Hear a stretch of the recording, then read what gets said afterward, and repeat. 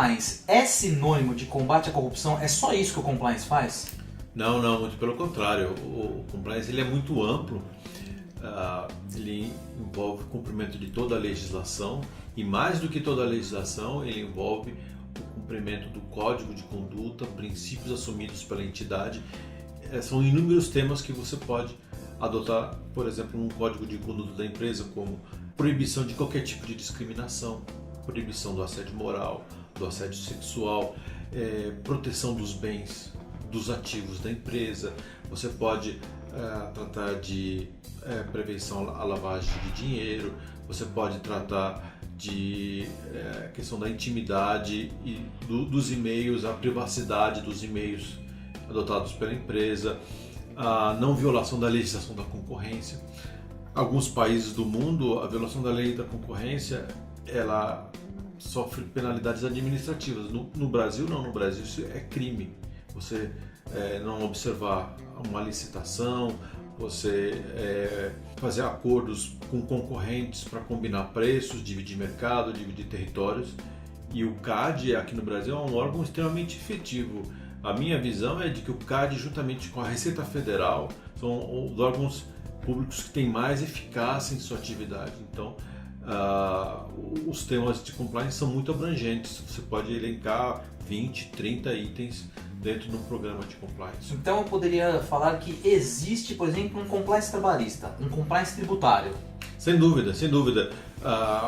Uma empresa que seja compliant é uma empresa que observa a legislação em geral, inclusive a legislação trabalhista, a legislação tributária, a questão da não discriminação, da observância de todos os direitos do trabalhador.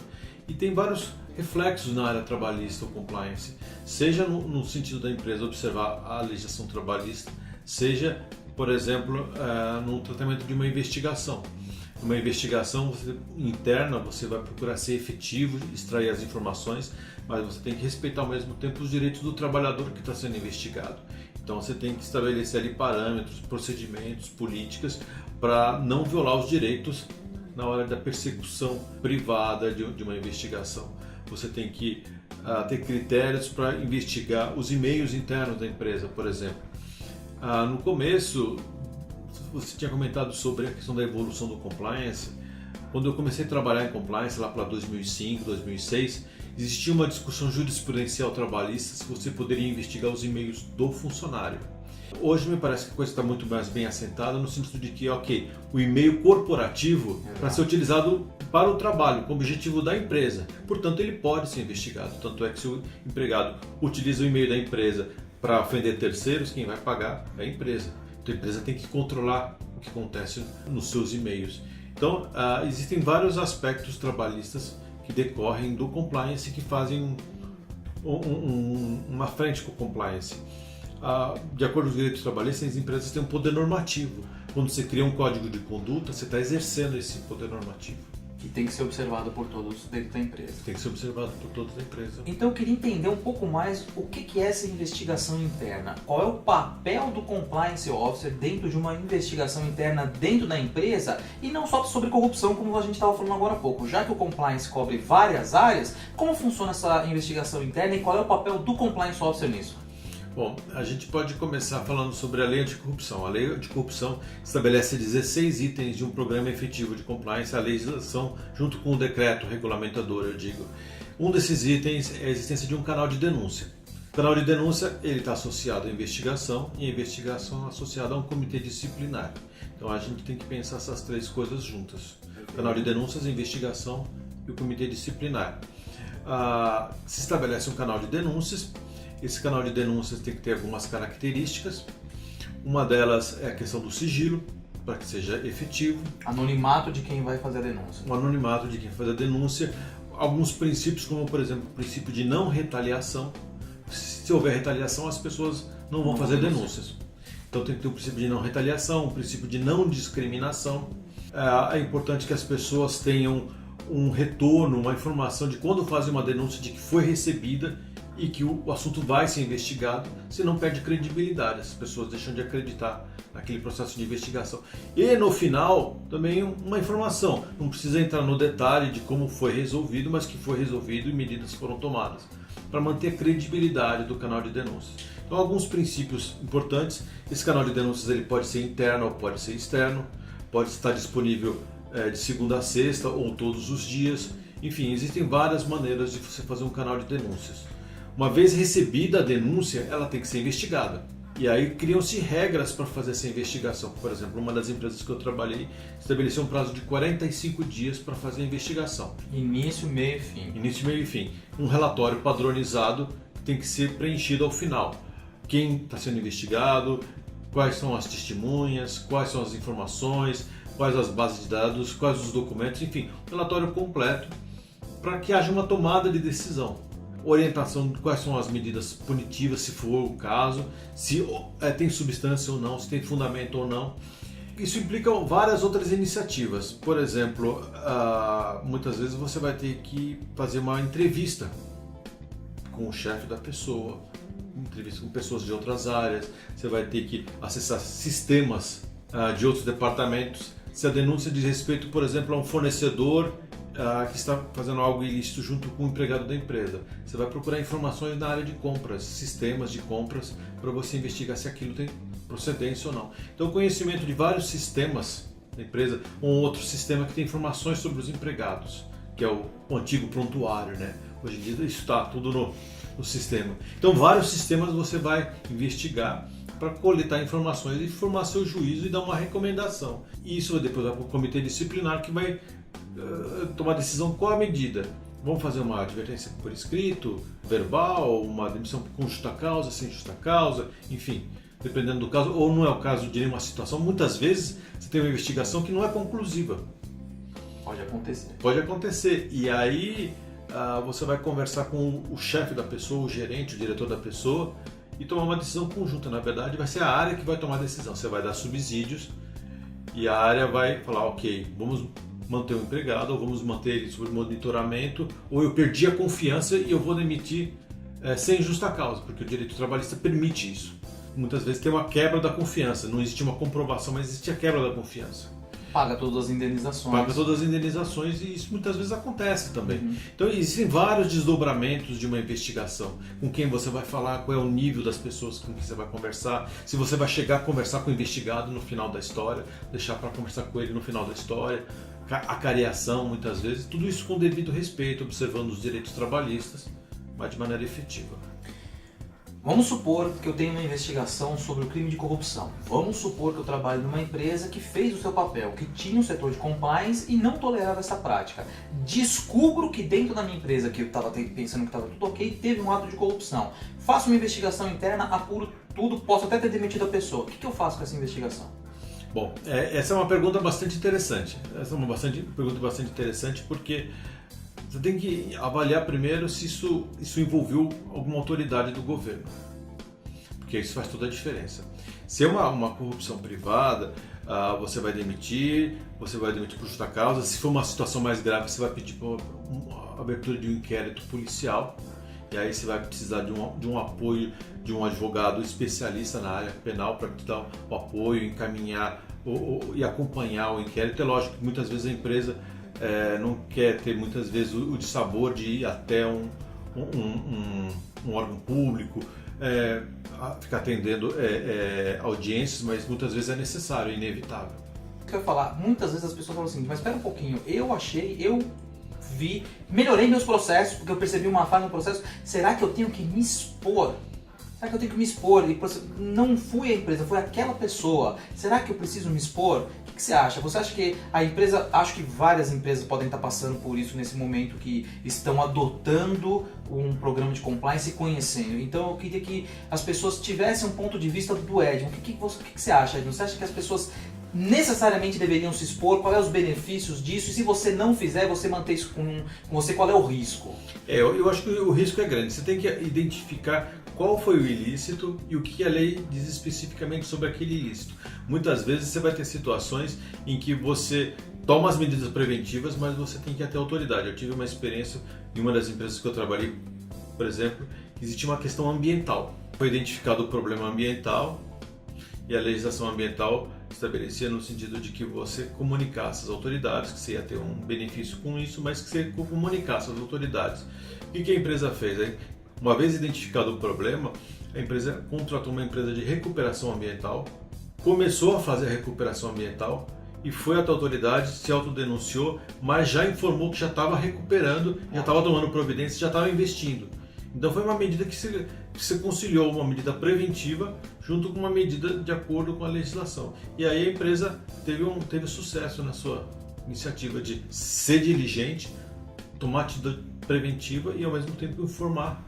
E veja que coisa interessante, quando se fala nesse fato, não se fala como um fato negativo, mas sim como um fato positivo. Pois é, a empresa foi diligente, identificou o problema e começou já a corrigir. E investiu na correção. Porque muitas vezes uma recuperação ambiental é cara, né? Perfeito. Edmond, eu queria agora, tenho certeza que você acha que o compliance pode trazer muitos benefícios para as entidades privadas. Eu também acho isso, eu acho que o futuro do mercado de trabalho negocial vai ser com compliance. Eu queria saber se você acha que o compliance tem espaço nas entidades públicas. Eu acredito que sim, e eu lembro um caso de um amigo empresário que uma vez ele viu eu fazendo um post sobre a lei anticorrupção que pune as empresas por violar a legislação, e ele falou, mas escuta, não existe punição para os entes públicos, só para os privados? Eu falei, não, existe sim, existem várias outras normas, por exemplo, existe a lei de probidade administrativa, existe o próprio Código Penal, existe a lei das licitações. Quando você fala de compliance, você tem que pensar num arcabouço de normas mais amplo. Regulatório específico, né? Perfeito. Recentemente você tem a lei de governança das estatais, enfim, você tem várias normas, existe o Código de Conduta da Alta Administração Pública Federal. Isso, inclusive, é um desafio quando a gente fala de presentes e entretenimento, porque a gente vive numa federação. Tem a União Federal, 27 estados, 5.500 municípios, estatais, economia mista, e podem existir incontáveis normas regulando o que se pode dar e receber em termos de presente, de entretenimento.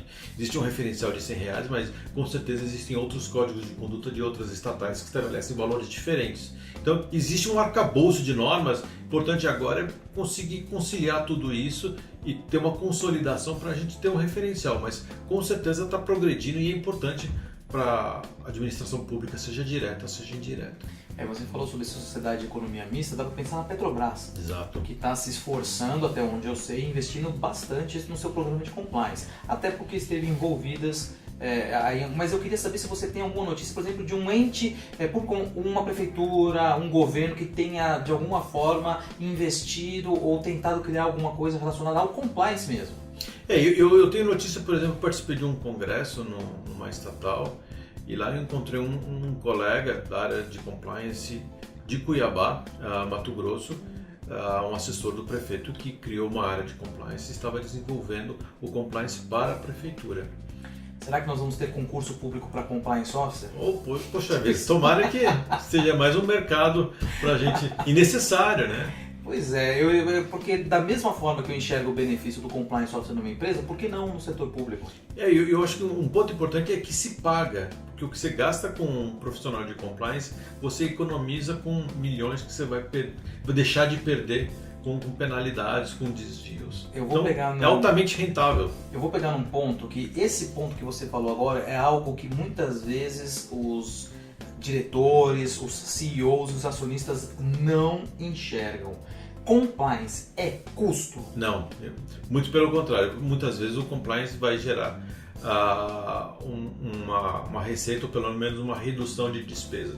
Quando eu comentei sobre os pontos importantes de ter um programa de compliance, eu justamente esqueci desse ponto, que é um ponto importante. Se você tem um programa de compliance efetivo, você vai ter uma relação com os fornecedores sem perdas, sem desvios. Você vai identificar quais os pontos em que poderia haver uma perda de receita por desvio, por superfaturamento, e aí você vai ter uma economia considerável. Então esse é um ponto importante para ter um programa de compliance efetivo. Você vai deixar de ter perdas de receitas que ocorrem quando tem corrupção.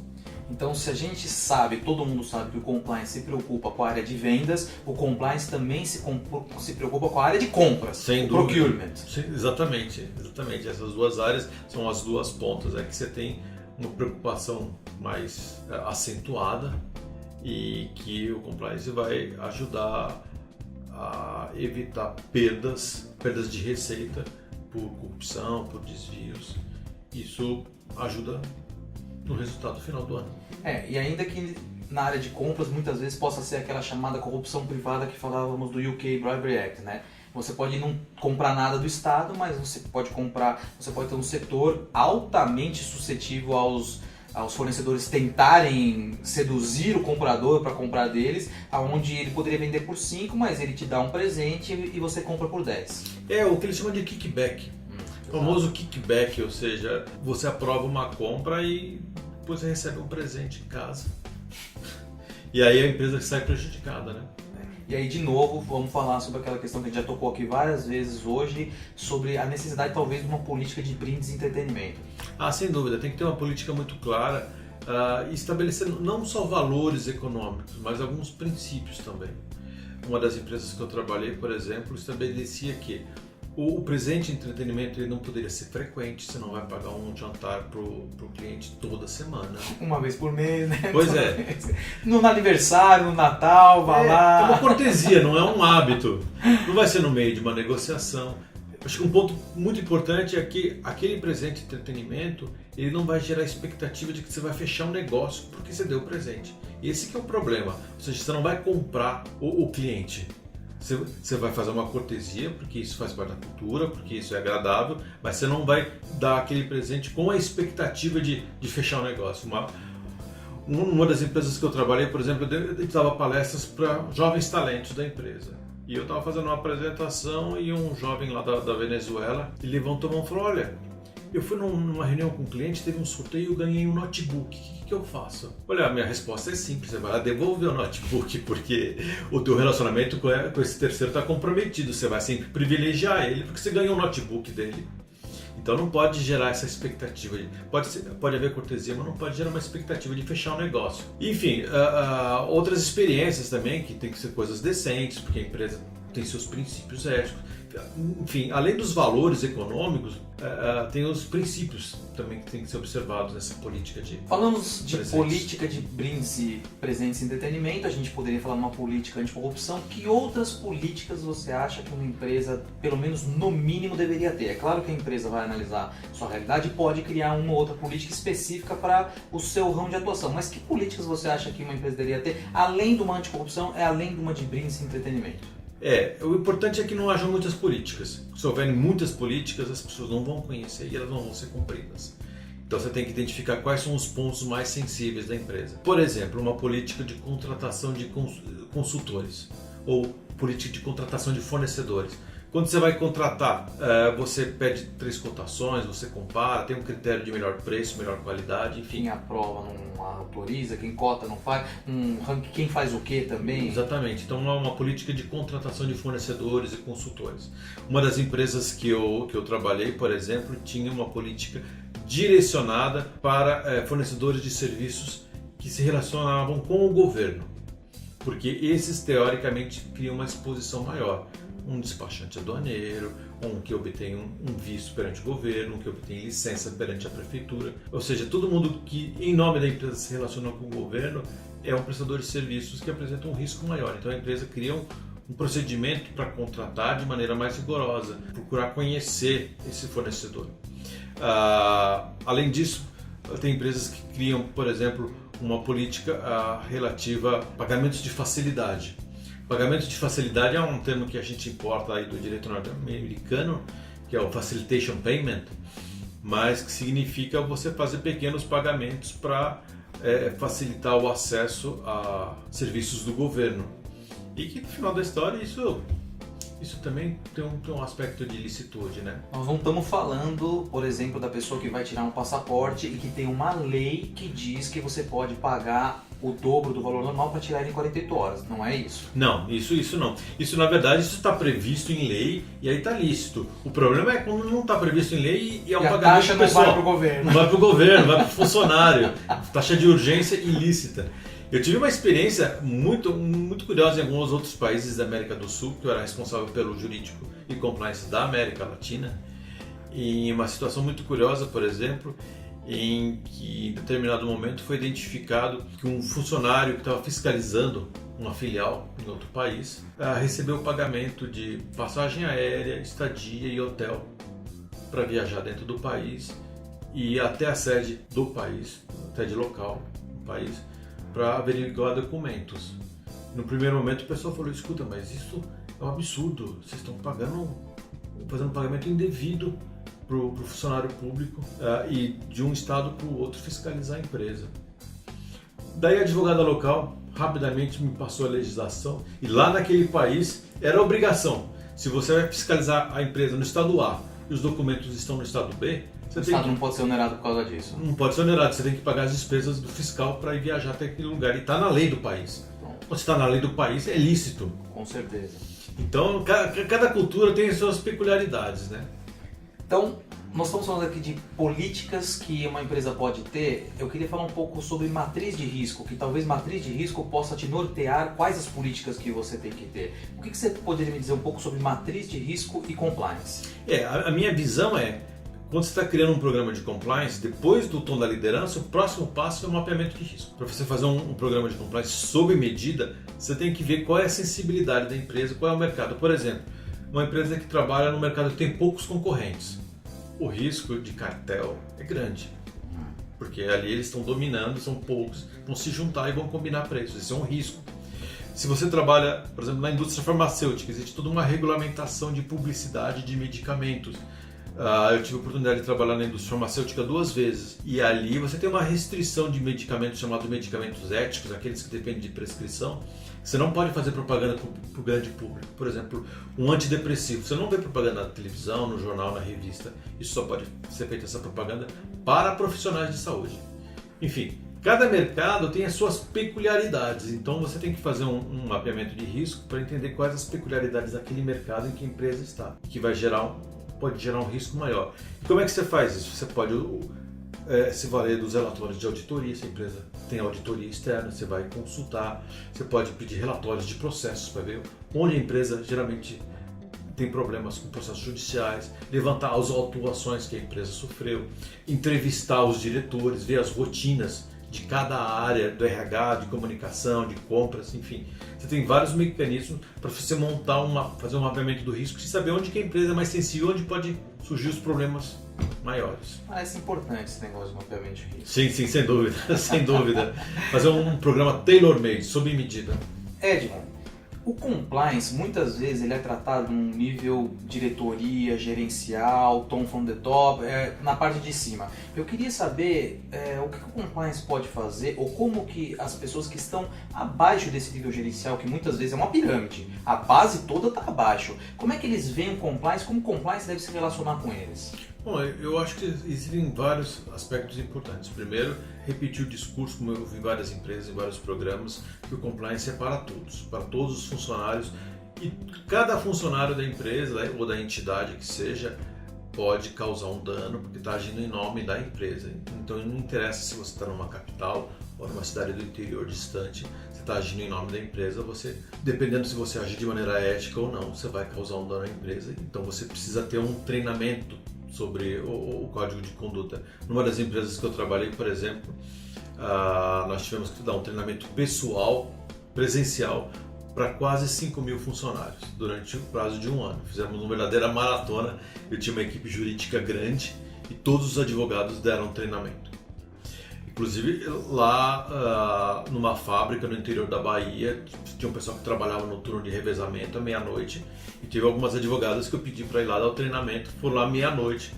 É o horário de trabalho deles. Pois é, o horário de trabalho deles, foram receber. E eles sentiram-se muito prestigiados, isso foi importante. É lógico, pessoas mais simples você trata com uma linguagem mais simples, mas o importante é passar a mensagem que a empresa se preocupa, que a empresa segue objetivos, que a empresa tem um canal de denúncias e muitas vezes a pessoa se sente intimidada em procurar pessoalmente um compliance officer. Existem outros canais. Uma outra empresa que eu trabalhei, por exemplo, definia como canais de denúncia não só o telefone ou o e-mail, mas as pessoas do jurídico, as pessoas de compras, as pessoas do financeiro, enfim, existiam vários canais de denúncia. Se você quer fazer denúncia anônima, você pode fazer por e-mail, por telefone, você quer falar pessoalmente, você pode procurar, enfim, várias alternativas. E as pessoas aí se sentem mais confortáveis para fazer a apresentação, as pessoas mais simples, de uma hierarquia menor, podem apresentar suas denúncias de maneira que se sentem mais confortáveis. Às vezes as pessoas me perguntam, pô, você gosta tanto de compliance? Compliance não tem lado negativo? Eu falo assim, olha, tem um que eu penso assim que não é bem negativo, mas eu queria te ouvir. O compliance tem lado negativo, Hélio? Eu acho que ele tem quando ele não é um compliance verdadeiro, quando não é um compliance efetivo. É como um medicamento que você toma um paliativo, você esconde a doença, você acha que você curou, você deixa de ter os sintomas, Placebo. Um placebo, mas o problema continua. Então, se você tem um código de conduta guardado na gaveta e uma cláusula de compliance, isso você não tem um problema de compliance. E é pior ainda, porque você acha que você está protegido e não está protegido. Então, o compliance, digamos assim, meio compliance não é um compliance. Então aí reside o perigo. E aí reside o perigo. Você não é um compliance efetivo. Perfeito. Para terminar, eu queria te perguntar o seguinte. Você foi jurídico e hoje é compliance. Você voltaria a ser jurídico? Olha, eu fui advogado, sou advogado há 30 anos. Eu gosto da área jurídica, eu gosto da área de compliance. E eu acho que a gente pode conciliar as duas coisas. Acho que a gente pode continuar caminhando juntos. Tanto com o trabalho jurídico quanto o trabalho de compliance, mas muitas vezes você vai ter que tomar uma decisão, escolher entre um e outro. E aí é um conflito pessoal. A minha tendência é no sentido de seguir com o compliance. Por quê? Porque isso aí acho que é uma questão pessoal, porque eu acho importante você poder chegar à noite, botar a cabeça no travesseiro e dormir tranquilo. Isso é bastante importante. Então, muitas vezes você vai ter uma posição de seguir os princípios éticos e isso vai te permitir dormir tranquilo. Você acha que o compliance pode mudar o mundo? Olha, eu acho que é um trabalho contínuo de mudança cultural. Eu acho que quando a gente fala assim, em termos de ética, esse é um tema que tem um aspecto filosófico aqui, né? Nós já estamos entrando para um lado filosófico. Mas a ética significa você procurar o bem comum, o bem de todos. E se você busca o bem comum, você busca o bem de todos, você é beneficiado pessoalmente. Mas daí a gente começa a entrar numa área bem filosófica. Maravilha. Edmo, obrigado por ter vindo, obrigado pela aparecido. Espero que a gente possa contar com você mais para frente em outras oportunidades. Será um prazer. Obrigado. iComply, aprimorando pessoas, fortalecendo empresas.